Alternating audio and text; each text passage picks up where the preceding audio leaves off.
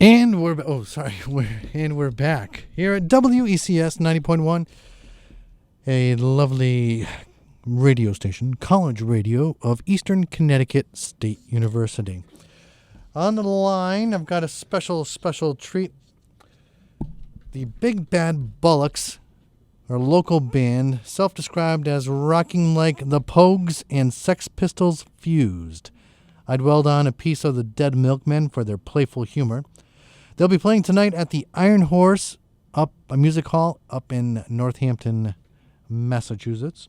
And on the line right now, I want to welcome John Allen. How are you, John?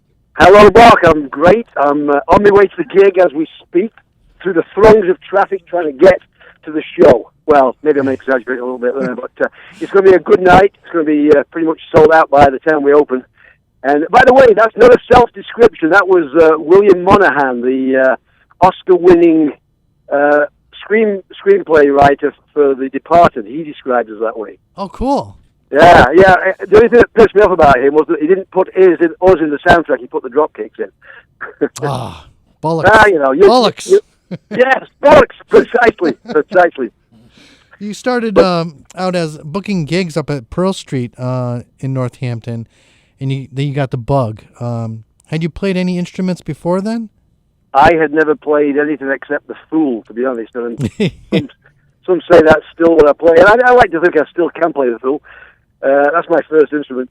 Yeah, no, I booked gigs, and I booked all my sort of like, I mean, I'm a pretty old guy, right? And I grew up absolutely sort of absorbing rockabilly and American soul music. So when I got to be the booking agent at Pearl Street, I managed to meet some of my, my icons, such as James Brown and Wilson Pickett and Jerry Lee Lewis. I'm getting goosebumps now just saying that. Yeah.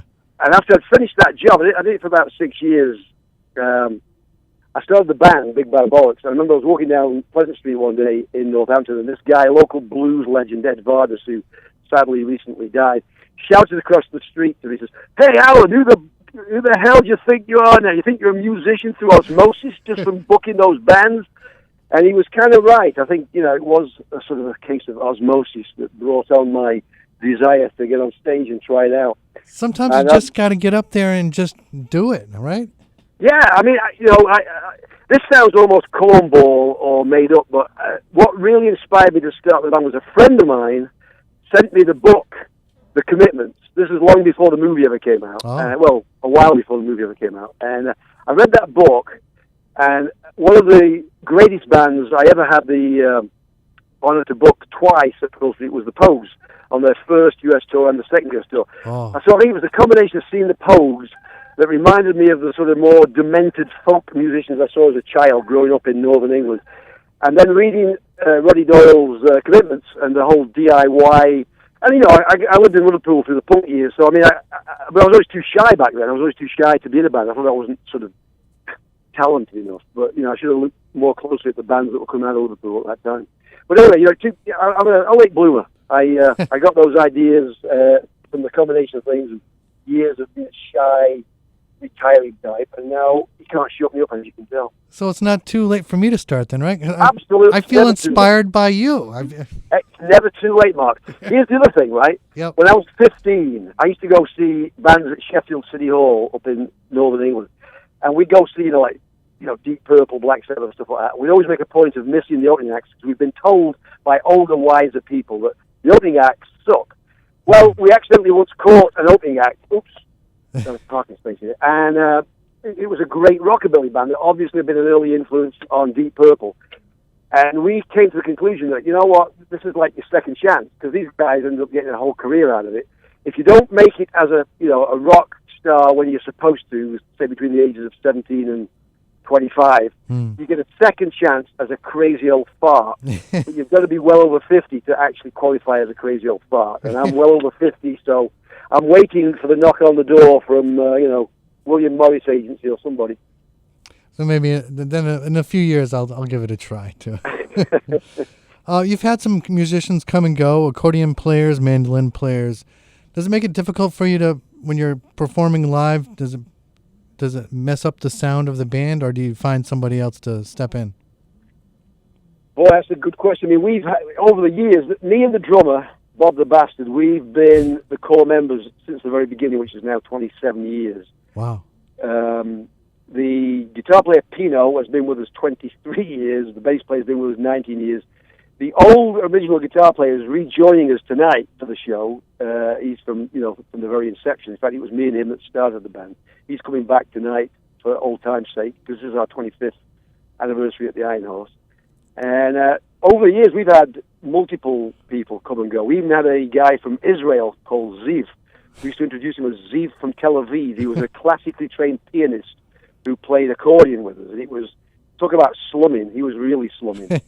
We also had a fiddle player who was really the second violinist for the Springfield Symphony Orchestra and the Baltimore Symphony Orchestra. Wow. I mean, this is a DIY band of punk ethos guys who somehow managed to attract these incredible musicians over the years that came and went. And, it was always on good terms. They came on good terms, left on good terms, and it would cause the music to change, but in a way, that was part of the process that made us a really strong, muscular four-piece band, which is what we are today, essentially. We're a rock band. I play a bit of tin whistle, a bit of squeeze box to sort of flavor it, but we're for want of a better term, we're sort of a pub rock punk band, I love it. But we've earned some pretty good chops over the years, so we're pretty tight and we have a good time, and mainly we have a good time. Well, that's the whole point. It is. Whatever you play, you seem to give it the Big Bad Bollocks feel, whether it's your own music or cover. I just played Suffragette City. That's an amazing version of a David Bowie cover. I love it.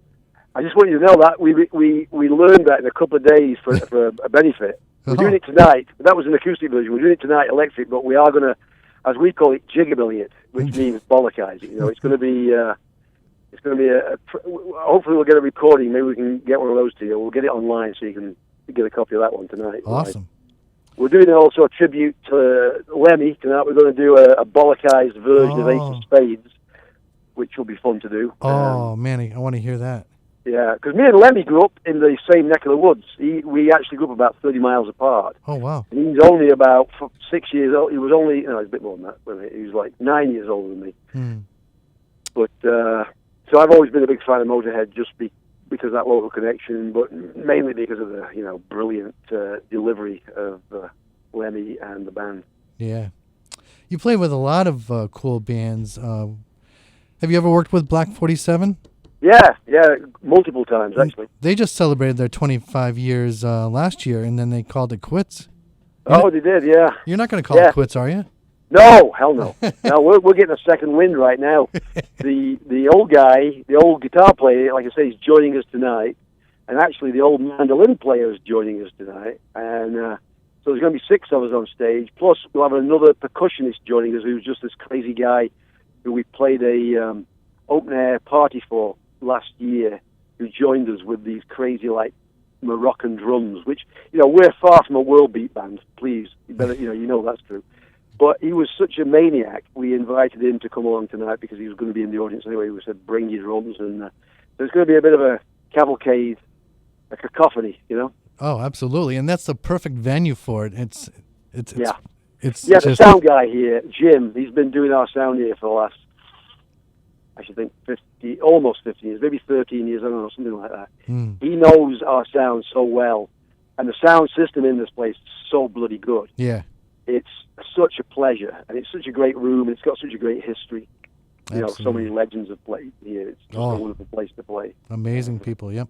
And we've got a great fan base from Hartford, I want to say. I don't know if any of them are listening right now. If you are, we know who you are. You know who we are. We'll see you tonight. Awesome. And anybody else who feels like taking a drive up 91, we'll be here waiting for you. And if you do come up from Hartford, let us know that you heard it on Mark E. Ramone's show, and we'll treat you really special. What's the what time is it? Doors open 7 or? Doors open actually at 5:30, but we won't go on till we'll actually go on stage probably about 7:20. That's the real time. We're supposed to go at 7, but that's club time. So there's still time to head up there. There's plenty of time to head up there. We won't hit the stage till 7:20, maybe even 7:30. All right, John, I appreciate you calling. The Big Bad Bollocks. I've heard of your band so many times, and it's great to talk to you finally. All right, mate. Well, maybe get you up here one of these days. Absolutely. Can you hold on the line for a minute? Sure. All right. John Allen of Big Bad Bollocks playing tonight. Get up there.